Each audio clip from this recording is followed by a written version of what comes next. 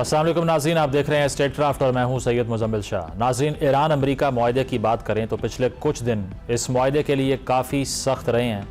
मुआहदे के हवाले से शायद अच्छे गुमान तो किसी को भी नहीं थे, लेकिन ये तवक्को भी नहीं की जा रही थी कि इतनी जल्दी हम किसी किस्म की कन्फ्रंटेशन देखेंगे। ये कन्फ्रंटेशन इस वक्त पैदा हुई जब स्ट्रेट ऑफ हॉर्मज़ के करीब एक कार्गो शिप को प्रोजेक्टाइल से निशाना बनाया गया, जिसका इल्ज़ाम अमेरिका ने IRGC पर लगाते हुए ईरान में मुख्तलिफ जगहों पर एरियल अटैक्स करके दिया, जिसके जवाब में ईरान ने भी कुवैत और बहरीन पर जवाबी कार्रवाई कर दी। फिर इस दौरान पासदाराने इनकलाब की तरफ से मुज़ाकराती प्रोसेस रोकने की धमकी दी गई। लेकिन कुछ रोज़ की इस कन्फ्रंटेशन के बाद अच्छी खबर यह है कि अमेरिका और ईरान एक दूसरे पर हमले रोकने और अमन मुज़ाकरात दोबारा शुरू करने पर इत्तेफाक कर चुके हैं, जबकि दोनों ममालिक के दरमियान आबनाए हुर्मस से मुतल्लिक तनाज़े के हल के लिए कतर के दारुल हुकूमत दोहा में अहम मुज़ाकरात कल होने का इम्कान भी है। बहरहाल इस वक्त लबनान और स्ट्रेट ऑफ हुर्मस वो दो इशूज़ हैं जिन पर दोनों ममालिक के दरमियान अभी तक कोई इत्तेफाक नहीं हो सका। वैसे तो न्यूक्लियर इशूज़ पर दोनों फ़रीक़ैन को 60 रोज़ में कोई रास्ता निकालना है, लेकिन अब सवाल ये है कि क्या इस किस्म की कन्फ्रंटेशन अब दोनों ममालिक के दरमियान एक न्यू नॉर्मल बन चुकी है, क्योंकि हम जानते हैं कि ईरान की इस वक्त पूरी कोशिश है कि स्ट्रेट ऑफ हुर्मस पर अपना टॉल सिस्टम मुतारिफ़ करवाए। इस हवाले से ईरान और ओमान की मस्कत में एक मीटिंग भी हो चुकी है, लेकिन अगर अमरीकी पॉइंट ऑफ व्यू देखें तो वो चाहता है कि स्ट्रेट ऑफ हुर्मस के लिए अमान वाली साइड मज़ीद डेवलप हो ताकि वो ईरान के मज़ीद प्रेशर में ना आए। इसके अलावा हफ्ते के रोज़ कराची में सिंध रेंजर्स की एक बिल्डिंग पर हमला हुआ, जिसकी ज़िम्मेदारी जमातुल अहरार ने कबूल की। इस हमले को हमारी फोर्सेस ने बड़ी कामयाबी से नाकाम किया, लेकिन इसके साथ साथ अफ़गानिस्तान में पख्तिका और कंटर के मकामात पर इन ठिकानों को भी टारगेट किया जहाँ इन अस्करियत पसंदों के रूट्स मिले। इन तमाम मौज़ूआत पर बात करने के लिए हमारे साथ पैनल मौजूद है। कॉमोडोर रिटायर्ड खालिद चिश्ती साहब ज्वाइन कर रहे हैं, दिफाई तजिया निगार हैं। साजिद तारड़ साहब मौजूद हैं, अमेरिकन पॉलिटिक्स को बहुत करीब से देखते हैं। इसके अलावा इमरान खान साहब ज्वाइन कर रहे हैं, आप माहिर हैं बैनुल-अक़वामी अमूर के। आप तीनों का बहुत बहुत शुक्रिया। खालिद साहब, आपसे आगाज़ करता हूँ। ये जो इस्लामाबाद MOU हमने देखा स्विट्ज़रलैंड के अंदर एक इनिशिएटिव सामने आता है, उसके बाद उम्मीद तो यही थी कि अब मज़ीद जो मुज़ाकराती अमल है वो आगे बढ़ेगा, लेकिन ये जो कन्फ्रंटेशन और बॉम्बिंग और एरियल अटैक्स शुरू हो गए, ये एक्सपेक्ट किए थे आपने? और क्या वजह हो सकती है जो इस मुआहदे का आर्टिकल 5 था जिसमें सेफ़ पैसेज की बात की गई है नेवल वेसल्स के लिए, अब उसकी इंटरप्रिटेशन के ऊपर भी बहस शुरू हो गई है। अमेरिका अपने लिहाज से उसको इंटरप्रेट करता है, ईरान का एक अपना मौक़िफ़ है। क्या लगता है आपको कि इंस्टिगेट किसने किया जिस वजह से ये सब हुआ है? बहुत शुक्रिया मुजम्मिल साहब, आपने इनवाइट किया। देखिए, उससे पहले बड़ा क्विकली मैं अर्ज करता चलूं कि डाइवर्जेंस कहाँ हुई अमेरिका और इजराइल के दरमियान और कन्वर्जेंस क्या थी। और कन्वर्जेंस जाहिर है यही थी कि जितना जल्दी हो सके ईरान को एनालाइट इस तरह कर दिया जाए कि रजीम भी चेंज हो जाए, न्यूक्लियर और बैलिस्टिक और उनका जो प्रोग्राम है उसको भी रोल बैक कर दिया जाए। लेकिन अगर आगे आने के बाद हमने देखा कि प्रेसिडेंट ट्रंप और अमेरिका की थी एक बुनियादी तौर पर शॉर्ट क्रिस्प वॉर जंग थी, जिसके अंदर एक वीकेंड ईरान था और एक फेवरेबल विक्ट्री चाहते थे, वो कम से कम डील चाहते थे अगर विक्ट्री ना भी हो। इजराइल की ऑल टुगेदर डिफरेंट थी, उसका था कि परमानेंट डिस्ट्रक्शन इस ईरान की, including nuclear and ballistic missile programme. One liner simple था, along with regime change and सब कुछ। न्यू फाउंड जो रियलिज्म दोनों मुल्कों में आया और उन्होंने रियलाइज किया कि हमारे तो डाइवर्जेंट ऑब्जेक्टिव हैं, क्योंकि इस वक्त अगर आप एग्री करेंगे कि इस वक्त अमेरिका की है कि सीजफायर मेंटेन रहे, स्टेट ऑफ हॉर्मोज खुले, ऑयल प्राइसेस वापस आए, डी एस्केलेशन हो, दुनिया की इकोनॉमी हॉस्टेज बनी है वो वापस आ जाए। लेकिन इजराइल की इसमें से एक भी प्रायोरिटी नहीं है। उसके लिए वर्ल्ड इकोनॉमी मैटर नहीं कर रही, उसके लिए ऑयल प्राइसेस मैटर नहीं करती, उसके लिए स्टेट ऑफ हॉर्मोज बंद रहे या खुले मैटर नहीं करता, स्टॉक एक्सचेंज दुनिया की टंबल कर जाए उसके लिए मैटर नहीं करता। तो यहाँ पे डाइवर्जेंट ऑब्जर्व भी की और प्रेसिडेंट ट्रंप की मजबूरी भी हुई कि उन्होंने पार्ट वे करना था। उस पैराशूट के साथ अगर वो जाते रहते तो वो भी क्लैप्स करते, जमीन की तरफ जा रहे थे, तो उन्होंने अपना पैराशूट अलग खोल लिया। मैं बड़ा सिंपल करके इसरार कर देता हूँ। तो उनका था कि ये जिस कश्ती में सवार है नेतन्याहू, वो खुद भी डूबेगा और अमेरिकन इमेज को और खासतौर पर पॉलिटिकल करियर प्रेसिडेंट ट्रंप का जो उसको भी डूबेगा। अब ज्यादा मैं और फोकस करता हूं कि ये क्यों हो रही है। देखिए, एक न्यू फाउंड लीवरेज तो अमेरिका ने दे दिया इस वक्त ईरान को। 47 सालों से हम सुनते पढ़ते आए थे कि ये स्टेट ऑफ हॉर्मोज बंद कर देंगे, वो ईरान को मैनिफेस्ट करने का एक मौका दे दिया। इससे पहले ये थ्रेट तक जरूर था, मैनिफेस्टेशन, उसके कॉन्सिक्वेंसेस और उसकी प्राइस नहीं पता था दुनिया को। सबको पता लग गई और खास तौर पर ईरान को पता लग गई। जब उसको पता लग गई, तो अब जो 60 दिन दिए गए हैं, ये 60 दिन, पहली बात तो ये मैं मानता नहीं, कि मेरा नहीं ख्याल कि ये मेरा तज्जिया है कि 60 दिनों में ये एग्रीमेंट हो जाए। ये एक्सटेंड होता रहेगा, और वो इस वजह से होता रहेगा कि हमें JCPOA याद रखना चाहिए कि वो नवंबर 2013 में एक इंटरम एग्रीमेंट पर साइन हो गए थे, नवंबर 2013 में, और फिर दिसंबर 2015 में, यानी ऑलमोस्ट 2 साल बाद एक्चुअल एग्रीमेंट हुआ था। तो एक तो मैं एक्सटेंशन पॉसिबल देख रहा हूं कि इसकी होगी। अब एक्सटेंशन के बाद जिसने जितना इफेक्टिवली, खास तौर पर बाकी चीजों को बाद में बात करते हैं, स्ट्रेट ऑफ हॉर्मुज को मैनेज कर लिया, उसकी रेट ज्यादा होगी, उसकी से ज्यादा होगी, और उसको डील फेवरेबल मिलेगी। ये मेरा मानना है। एग्जैक्टली जो फ्लैश पॉइंट है, फेवरेबल, ठीक, ये फ्लैश पॉइंट है। और ईरान को पता है कि अगर मेरा हाफ हार्टेड कंट्रोल रहा कि है लेकिन नहीं भी है, तो मुझे डील उतनी ही अच्छी नहीं मिलेगी जितनी वो फोर्स ही कर रहा है। और खास तौर पर 40 दिन जो उन्होंने कुर्बानी दी, ये उसकी वैल्यू एडिशन का टाइम आ गया ईरान के लिए। ईरान समझता है कि जितना मैंने फोर्सफुली एक प्रोहिबिटिव कॉस्ट इंपोज कर दी तमाम वॉलेटर्स के ऊपर, इंक्लूडिंग अमेरिका, यानी जो वॉलेट करेगा ये सजा दे, ईरान देने की कैपेसिटी रखता है, उतनी ही ज्यादा उसको इफेक्टिव डील मिलेगी। अब प्रेसिडेंट ट्रंप के लिए जरूरी ये है कि वो इलेक्शन आ रहा है, वो तो चाहते हैं जितना जल्दी निकलूं मैं यहां से, ताकि दुनिया और चैनल्स पर करे, अपनी लोकल इकोनॉमी पर वो फोकस करें, वो अपनी इलेक्शन कैंपेन पर करें, अगर जो उनका लॉस्ट इमेज है, कॉम्प्रोमाइज हुआ है, वो उस पर फोकस करें।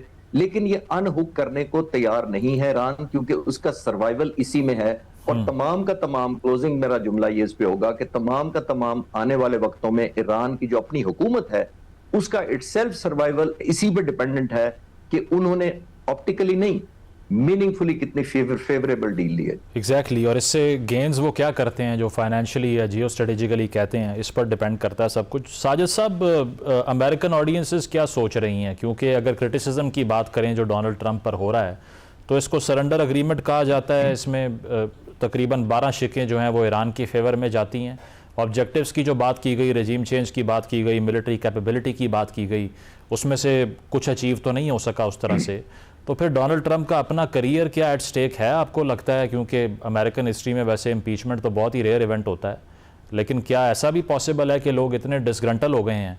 इवन रिपब्लिकन्स ने भी अभी जो करारदाद पास नहीं हो सकी रिपब्लिकन्स के हक में, उसमें भी हमने इसी का एक्सप्रेशन देखा। तो अमेरिकन क्या सोच रहे हैं इस वॉर की कंक्लूजन के बारे में?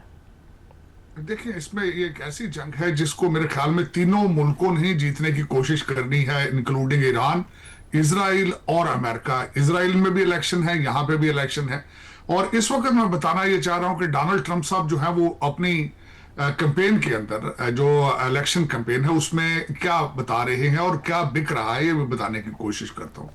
एक तो प्रेसिडेंट ट्रंप साहब ने प्रूव ये करना है कि मेरी डील जो है ओबामा डील से बेहतर थी। यहां पे जो हाकिश सेनेटर और कांग्रेसमैन है, वो उनके $300 बिलियन का जो वो पैकेज एक है, उसको मुसलसल क्रिटिसाइज कर रहे हैं। और डोनाल्ड ट्रंप साहब मुसलसल उसमें सफाइयां ये पेश कर रहे हैं कि अमेरिका एक भी पाई नहीं दे रहा, ये सारी की सारी गल्फ जो कंट्रीज हैं वो दे रहे हैं। दूसरी, अभी जो रिसेंट एक चीज देखी है, प्रेसिडेंट ट्रंप ने तकरीरों में कहना शुरू कर दिया है कि मैं पैसे नहीं दे रहा ओबामा की तरह, मैं तो अपने कंट्री की इजनास, ज़रूरी इजनास बेच रहा हूं, और वो लोग बाय कर रहे हैं, बल्कि मैं जिरी दे दे। अब उसके बाद तीसरा क्रेडिट उन्होंने लेना शुरू कर दिया है कि मैंने क्रूड ऑयल की प्राइसेस नीचे लेके आ चुका हूं, जो कि आज के मुताबिक $73.21 हैं ब्रेंट की। साजिद साहब, sorry to cut you here, लेकिन ईरान का जो रिस्पांस आया था कि ये अजनास की खरीदारी पे हमने कोई बात नहीं की, हमारे पैसे हैं, हमारी डिस्क्रिप्शन है कि कहाँ उसको स्पेंड करेंगे, तो इससे कोई फर्क नहीं पड़ा डोनाल्ड ट्रंप के नैरेटिव पर? नहीं, उसमें छोटा सा एक उन्होंने बयानिया साथ ये भी ऐड किया था कि अगर हमें दुनिया से दूसरा, उनके स्टेट बैंक के जो हेड है उन्होंने कहा था, अगर मार्केट से सस्ती प्राइस पे मिलता है तो हमें कोई हर्ज नहीं है लेने को। दर हकीकत अगर देखा जाए तो उन्होंने भी पास्चरिंग करनी होती है अपनी अवाम के लिए, ईरान वालों ने भी, और करते हैं मुसलसल। अब मैं जो आगे जाना चाह रहा था कि इस वक्त अगर देखा जाए कि डोनाल्ड ट्रंप साहब तो कैंपेन ये शुरू कर चुके हैं, उन्होंने बताना है कि मेरी जंग में क्यों गया वहां पे, और मैं ओबामा से बेहतर डील लेकर वापस आया हूं। ये बड़ा जरूरी है नवंबर के इलेक्शन के लिए। अब मैं पॉपुलैरिटी के हवाले से आपकी तरफ जाना चाहता हूं। अभी रिसेंट उसकी मिसाल है कि लुजियाना के अंदर एक सेनेटर कैसिडी है जो कि बड़े एक तो उन्होंने डोनाल्ड ट्रंप साहब के खिलाफ वोट दिया और बड़े वोकल थे उनके खिलाफ, और वो डोनाल्ड ट्रंप साहब की इंडोर्समेंट के बगैर इलेक्शन हार गए हैं। वहां पे ये 3-4 दिन के पहले की बात है, और जो खातून जिनको डोनाल्ड ट्रंप साहब की इंडोर्समेंट हासिल थी, वो वहां पे इलेक्शन जीत चुकी हैं। डोनाल्ड ट्रंप साहब की बेस उनके साथ आज भी अटैच है।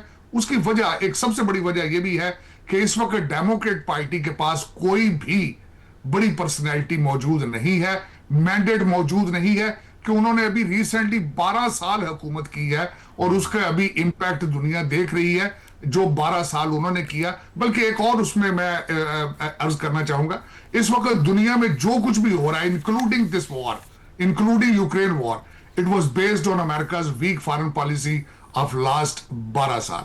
तो उसमें अभी तक तो डोनाल्ड ट्रंप साहब स्ट्रांग हैं आज, बल्कि मैं अब फ्यूचर की बात करना चाहूंगा। अल जजीरा ने आज कोट किया है कि इवन देन डोनाल्ड ट्रंप जो है वो इस वार को रेयर व्यू मिरर से देखना चाहते हैं। He wants to move forward, he wants to either go to Cuba और he wants to focus on other things. जो एक और अलार्मिंग बात आज मैंने जो चेक की है, मैं आपके देखने वालों को बताना चाहूंगा कि इस युद्ध के बाद, इसके बाद क्या होगा दोबारा। टाइम ऑफ इजराइल आज कोट कर रहा है कि हमास जंग के लिए तैयार है। हमास जो है उसने अपने मिलिट्री पावर बढ़ा ली है और डोनाल्ड ट्रंप साहब उनको नई जंग से रोक रहे हैं। तो तरह हकीकत जो नया न्यू नॉर्म आ रहा है वो ये आ रहा है कि जंग बंद है, झड़पें जारी हैं, fight talk, this is the new norm. Exactly बिल्कुल आपने सही कहा। और ये जो अमेरिकन फॉरेन पॉलिसी की आपने बात की, वो मैनिफेस्ट भी यही करती है कि now America has to rethink something. Imran साहब, ये जो हमने खबर सुनी कि बहरीन और कुवैत के ऊपर तकरीबन 8 मुकामात पर जो US फैसिलिटीज़ थी, जो उनकी एयर बेसिस थी, उन पर ईरान ने अटैक किया है। फिर ईरान ये भी चाहता है कि जो टॉल है वो लिया जाए हुर्मुज़ के ऊपर, और उस हवाले से उनकी अमान के साथ एक मस्कत में मीटिंग भी हो चुकी है। इसके अलावा वो पूरे गल्फ़ को ये मैसेज दे रहे हैं कि अब फ्यूचर का जो सिक्योरिटी अरेंजमेंट है वो आप हमारे साथ करें।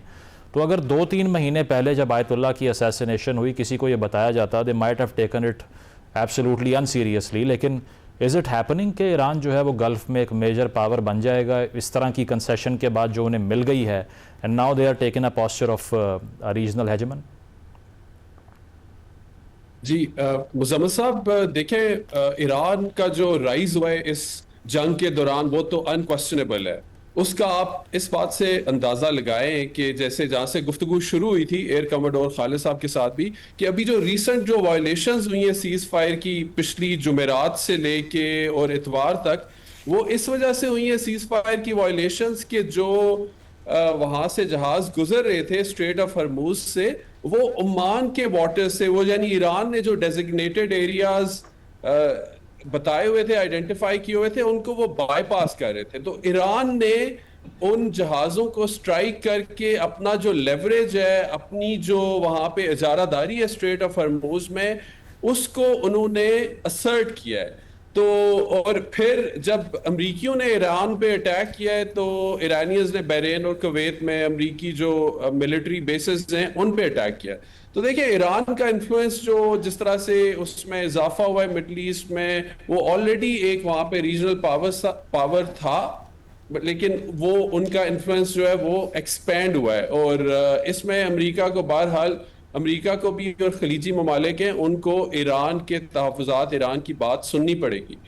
लेकिन इसमें मैं जो साजिद तारड़ साहब अभी बात कर रहे थे, उन्होंने बड़ा ज़बरदस्त अमरीका की जो दाखिली सियासत है उसका तज्ज़िया दिया। उस पर मैं 1-2 नुकात आपके सामने रखना चाहूँगा। देखिए अमरीका के अंदर across Republican party, democratic party, जो इसराइल की जो हमायत है उसमें अच्छी खासी कमी हुई है। आप अगर पोल डेटा भी देखें तो 3 साल पहले अगर 40% अमरीकी जो है उनके अनफेवरेबल व्यूज थे इसराइल के बारे में, तो अब वो 60% हो गए।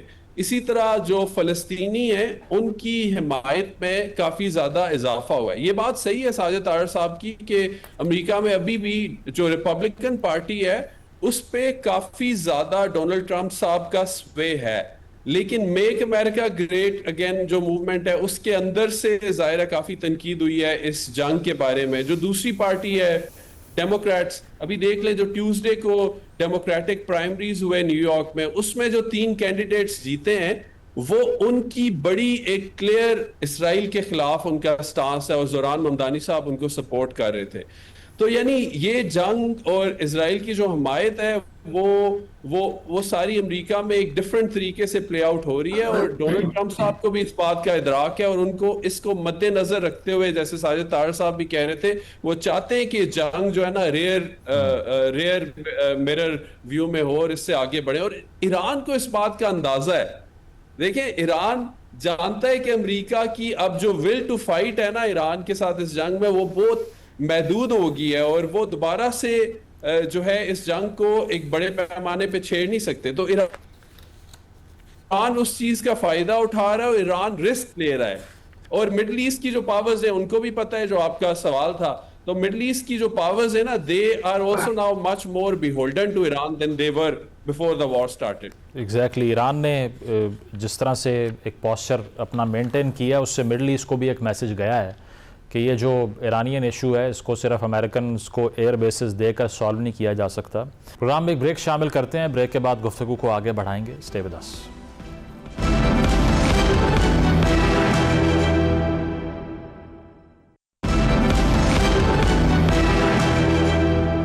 वेलकम बैक नाज़रीन। ईरान अमेरिका मुज़ाकरात पर हमारी गुफ्तगू जारी है। खालिद साहब, लेबनान का जो क्वेश्चन है वो अपनी जगह मौजूद है। ईरान ने यह कहा कि जब तक वहाँ पर बॉम्बिंग बंद नहीं होगी किसी हतमी मंसूबे का या अग्रीमेंट का हम हिस्सा नहीं बनेंगे। और ये फ्रेमवर्क मुआहदा जो हुआ है इसके बाद भी इसराइल की बॉम्बिंग वहाँ पर जारी है। हमने देखा है कि उसके बावजूद उन्होंने जो इंफ्रास्ट्रक्चर है उसको टारगेट किया है जनूबी लेबनान के अंदर। तो क्या लगता है कि इजराइल भी कोर्स हो जाएगा कि अब गिव अप करे वहाँ पर, क्योंकि डोनाल्ड ट्रंप अगर नहीं चाहते कि वॉर कंटिन्यू करे जिस तरह इमरान साहब कह रहे हैं, तो can Netanyahu navigate this entire thing solo? Muzammil साहब, देखिए, हमें देखना पड़ेगा कि नेतन्याहू ने कहा क्या और किस तरह वो प्रोजेक्ट करना चाहते हैं। जंग से पहले आपने देखा वो ईरान को पोर्ट्रे कर रहे थे, और खासतौर पर प्रेसिडेंट ट्रंप के साथ जब बात करते थे, जो मेरा एनालिसिस है, वो कहते थे कि ईरान इर्रेशनल है और सुइसाइडल है, यानी वो इतना खतरनाक मुल्क है। और जब कोई भी इर्रेशनल और सुइसाइडल होता है तो दो चीजें काम नहीं करती, एक डिप्लोमेसी काम नहीं करती, एक डेटरेंस काम नहीं करती। फिर उसका हल क्या है? प्राइम मिनिस्टर नेतन्याहू ने यही कहा होगा कि एक ही हल होता है ऐसी सूरत में, प्रीएम्प्ट करना, यानी इससे पहले कि वो आपको मारे आप उसको मार दे। ये माहौल बनाकर वो यहां आए थे। अब उन्होंने वही फोकस शिफ्ट कर दिया है हिजबुल्लाह के खिलाफ, यानी वो लेबनान में उसको ये कह रहे हैं कि ऑलमोस्ट, क्योंकि उसकी प्रॉक्सी है तो उसको कनेक्ट अब ये इस तरह दुनिया की नजर में, वो अपने लोगों की नजर में वो कर रहे हैं कि ये इर्रेशनल है और सुइसाइडल है। इसके लिए इसने डिटरेंस और डिप्लोमेसी काम नहीं करेगी, इसलिए इसको प्रीएम्प्ट करना जरूरी है। लेकिन अब प्रेसिडेंट ट्रंप क्योंकि ये बैगेज उठाने की पोजीशन में नहीं है, और on top of that internally pressure बहुत ज्यादा है नेतन्याहू पर, क्योंकि उनके अपने चैनल 12 ने एक ट्रांसमिशन में कहा है अपने टेलीविजन प्रोग्राम में, उन्होंने कहा कि जो उन्होंने सर्वे किया है सिर्फ 11% इजरायली समझते हैं कि इजराइल ने ये जंग जीती है, 11%, जबकि 71% समझते हैं कि प्रेसिडेंट ट्रंप पर इजरायलियों को अब नो मोर कॉन्फिडेंस नहीं है, यानी उनको एतबार नहीं है कि प्रेसिडेंट ट्रंप जो पास्ट में उनकी इंटरेस्ट को टो करते रहे थे, 71% लोग समझते हैं कि वो अब नहीं कर सकते।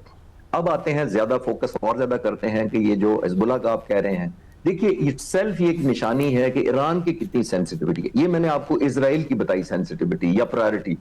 ईरान की सेंसिटिविटी ये है कि उसने कामयाबी से इस मुआहदे के पहले पैराग्राफ में 3 दफा लेबनान का लफ्ज लिखवा दिया। ये बड़ी कामयाबी भी थी और उसकी सेंसिटिविटी थी। अब वो क्या चाहता है, इजराइल ईरान को कैसे डील करना चाहता है? वो समझता है कि हिजबुल्लाह पे हमला जारी रखें, इतने ज्यादा एक्सटेंसिव रहे, इंटेंसिटी रहे कि वायलेट होता रहे ये एग्रीमेंट, मजबूरन ईरान ड्रैग हो जाए इजराइल के खिलाफ। और नेतन्याहू को यह यकीन है कि जो ही ईरान ड्रैग हुआ तो उनको अभी भी यकीन है कि अमेरिकी सदर जो है वो इजराइल की मदद को आ पहुंचेंगे और जंग दोबारा शुरू हो जाएगी, जो कि इजराइल का डिजाइन है। आखिरी जुमला मैं इस पे कहना चाहूंगा कि प्रेसिडेंट ट्रंप से, जाहिर है मेरी बड़ी छोटी आवाज है लेकिन सजेशन ये है, और तारड़ साहब सुन रहे हैं तो शायद पहुंचा सकें, कि प्रेसिडेंट ट्रंप ने अभी तक नेतन्याहू को रिएक्शनरी रिस्पॉन्स दिया है, यानी रिएक्शन किया है। जब हमला हो गया तो कहा नहीं मुझे पसंद नहीं आया, जब हमला हो गया तो कहा ये अच्छा नहीं हुआ, जब हमला हो गया तो कहा कि मुझे पसंद ही नहीं है और ये मेरी बात नहीं सुन रहा। ये है रिएक्शन। प्रेसिडेंट ट्रंप को नेतन्याहू के खिलाफ भी प्रीएम्प्ट करना पड़ेगा और कहना यह पड़ेगा कि अगर तुमने एस्केलेट किया और ईरान से तुम्हारी डायरेक्ट हो गई तो मैं इस जंग में नहीं होऊंगा तुम्हारे पीछे। जब ये प्रोहिबिटिव कॉस्ट अगर प्रेसिडेंट ट्रंप अभी से इंपोज कर दें थ्रू हिज कन्विक्शन, तो फिर चांसेस हैं कि ये रुकेगी।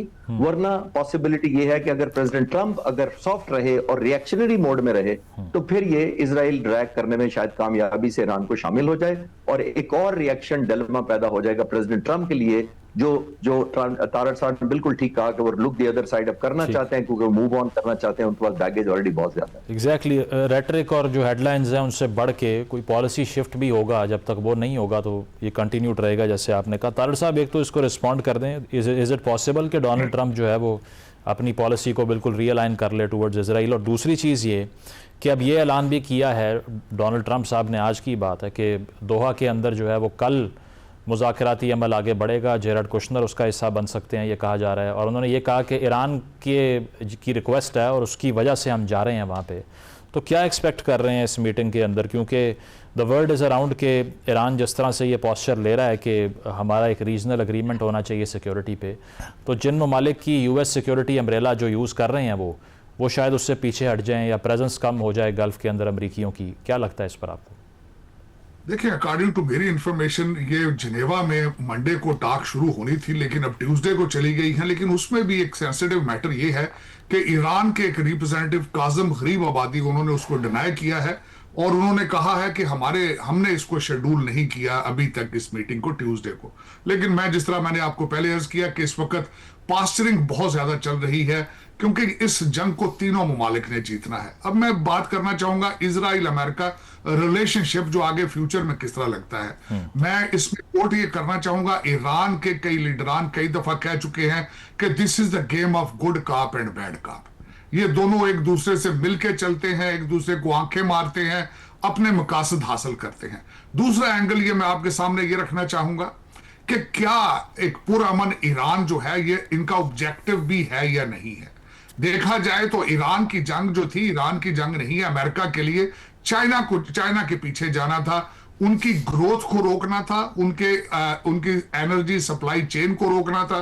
उसमें वो कितना कामयाब हुए हैं? यहां वॉशिंगटन डीसी में दो चीजें चल रही हैं। एक तो वो कहते हैं कि हमारा ऑब्जेक्टिव हमने ये हासिल किया है कि ईरान को मेन स्ट्रीम ट्रेड में लेकर आएंगे, वो ब्लैक मनी में सस्ता तेल चाइना नहीं ले पाएगा, इंटरनेशनल प्राइसेस पे लेके मार्केट प्राइसेस पे तेल जाएगा वहां पे, नंबर वन।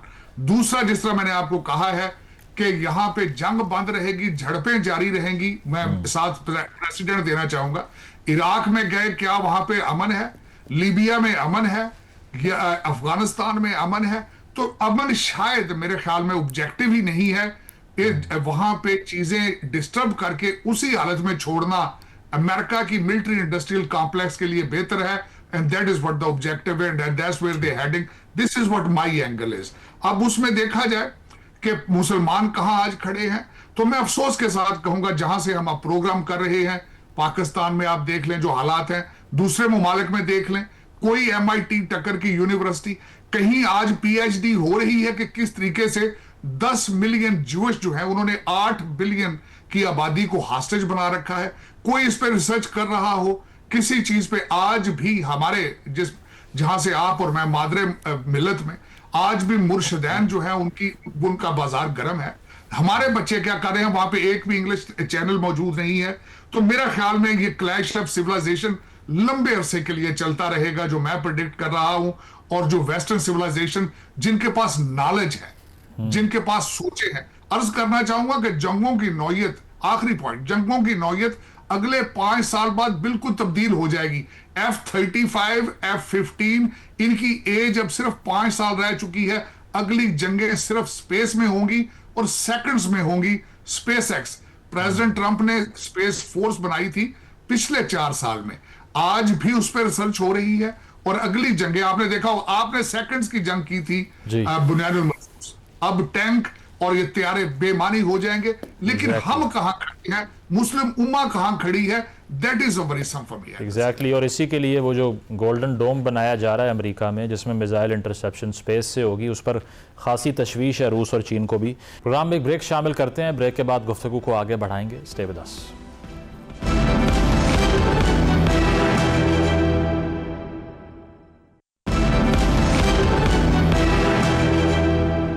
वेलकम बैक नाज़रीन। ईरान अमेरिका मुज़ाकरात पर हमारी गुफ्तगू जारी है। इमरान साहब, फ्यूचर की बात करें गल्फ़ की, तो अब जो यूएस सिक्योरिटी अम्ब्रेला इससे निकल के अब गल्फ़ क्या सोच रहा होगा, specifically Saudi Arabia, UAE, because साबित ये हुआ कि American military presence is not a security umbrella, ये तो लाइबिलिटी बन गई क्योंकि वहाँ पर हमले भी हुए, रिस्पॉन्स भी नहीं दे सके। तो गल्फ़ के लिए मुस्तकबिल यही है कि फिर ईरान से इंगेज करें, मज़ीद उनको आइसोलेट करने का जो फार्मूला था वो नाकाम हो चुका है, and they have to move forward, और अपनी जो सिक्योरिटी है वो मज़ीद बाहर से आउटसोर्स नहीं कर सकते वो। मुजम्मिल साहब, देखिए, गल्फ ममालिक जो हैं वो पिछले कई सालों से एक हेजिंग की हिकमत अमली पे आ गए थे। यानी उनके चाइना के साथ उनका ट्रेड वगैरह, कॉमर्स, वो उसमें काफ़ी इजाफा हुआ था। उन्होंने चाइना के साथ ताल्लुकात बहुत बेहतर किए। आपको पता है कि चीन ने सऊदी अरब और ईरान को करीब लाने में बड़ा एक कलीदी किरदार अदा किया था पिछले सालों में। तो ऑलरेडी ये इस बात का उनको इदराक था, लेकिन जाहिर है उनका एक तारीखी तौर पे उनकी रिलायंस अमेरिका पे रही है पिछले 40-50 साल से, दिफाई मामलात में भी, और उनके ज़ाहिर मौशी ताल्लुकात भी बहुत ज़्यादा अमेरिका के साथ हैं। लेकिन यकीनन अब इसमें तब्दीली आएगी। मैं बहुत एक ड्रामेटिक तब्दीली फौरन से नहीं देखता। आपको पता है कि अमेरिका में जो बड़े सॉवरन फंड्स हैं, उनकी एआई कंपनीज हैं, उनमें कितनी बड़ी इन्वेस्टमेंट्स हैं, सऊदी अरब की, यूएई की, कतर की। We are talking about trillions of dollars. तो अमेरिका के साथ उनकी एकदम से उनकी जो है ना वो कोई डिवोर्स नहीं होने वाली। लेकिन जिस तरह आप सऊदी अरब ने पिछले साल, आपको पता है कि पाकिस्तान के साथ एक बड़ा एक स्ट्रेटेजिक डिफेंस मुआहदा किया है। अब पाकिस्तान का वहां पे मिडल ईस्ट में पूरे में काफी ज्यादा इन्फ्लुएंस है पाकिस्तान, और ये अमेरिका को भी सूट करता है कि पाकिस्तान मिडल ईस्ट के अमन के लिए एक बर्डन शेयरिंग करे, वहां पे स्टेप इन करे।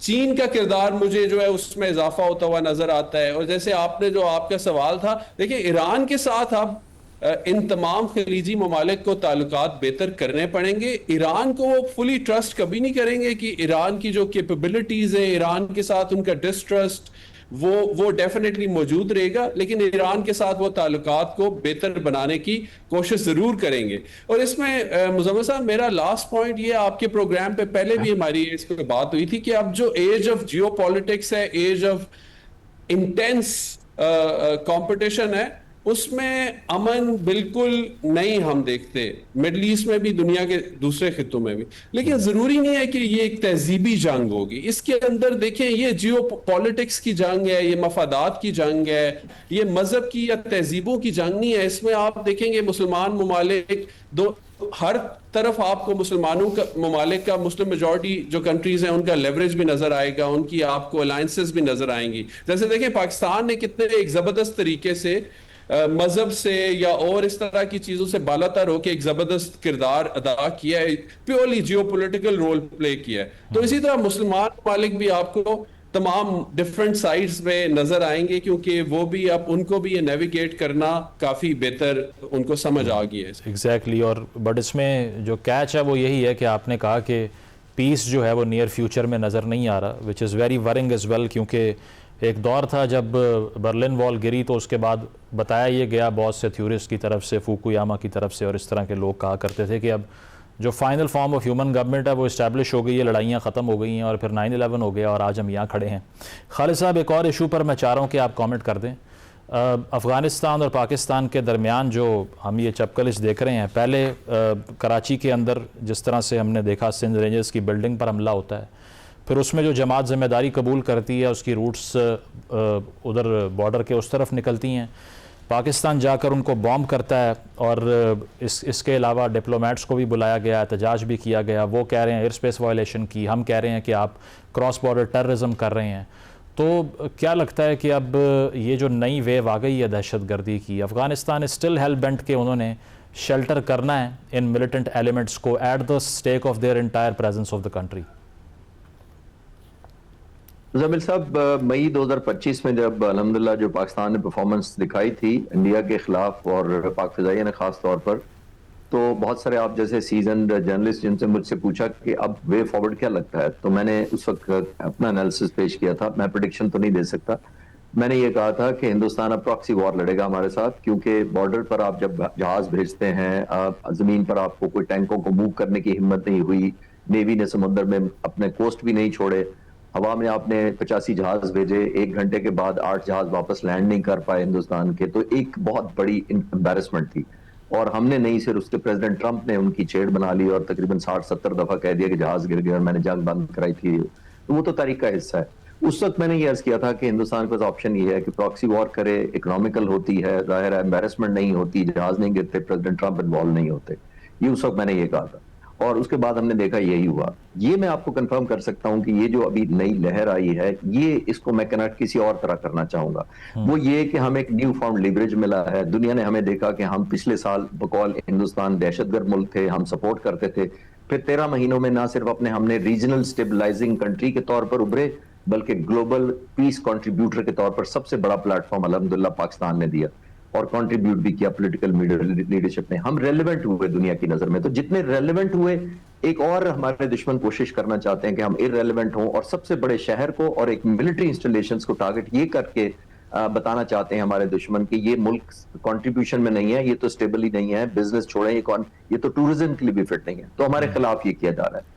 लेकिन हैविंग सेड दैट, मैं आपको ये जिस तरफ आप इशारा कर रहे हैं कि हमने भी स्ट्राइक्स किए हैं बॉर्डर पर, मेरी पहले भी जहां पे भी हाई क्वार्टर्स में बात हुई थी जब पीएफ ऑपरेशंस करती थी, और अभी भी मैं आपको कंफर्म कर सकता हूं कि बहुत ही selective, well calculated, well measured और वेल टाइम्ड हमारा रिस्पॉन्स था।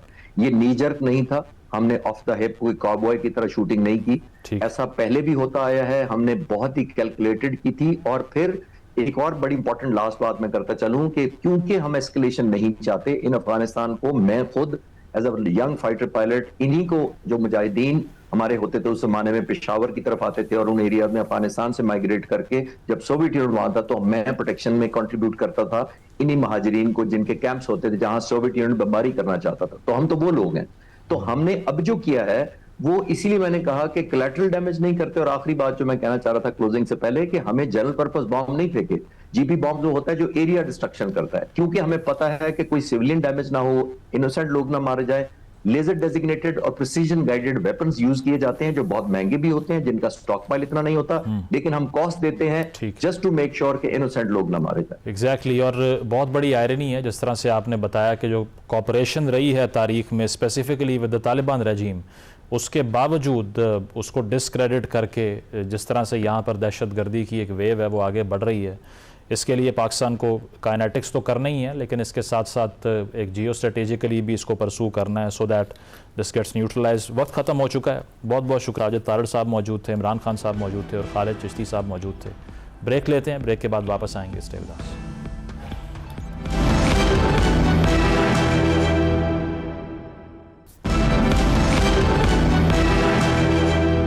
नाज़रीन, प्रोग्राम आपने मुलाहिज़ा किया, फीडबैक ज़रूर दीजिएगा। इजाज़त दीजिए, अल्लाह हाफ़िज़।